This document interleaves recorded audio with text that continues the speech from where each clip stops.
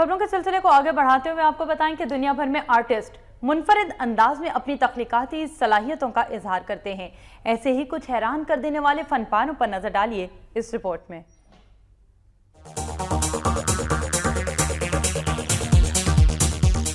3D artist ने तश्कील दिए 2 जीते जागते शाहकार जो देखने वालों को दंग करके रख देते हैं। चले तो यूं लगे जैसे किसी स्पेशल इफेक्ट से भरपूर मूवी का सीन हो।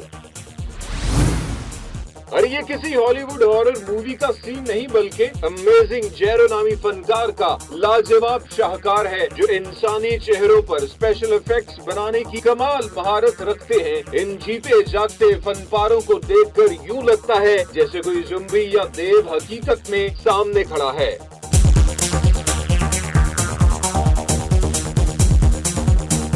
कुदरती मनाजिर को कैमरे की आंख में कैद करना तो बहुत आसान है, कमाल तो इस आर्टिस्ट का देखे जो ऑयल पेस्टल और अपनी उंगलियों की मदद से इन्हीं तस्वीरों को ऐसी महारत से कैनवस पर उतारती है जैसे वो हकीकी हो।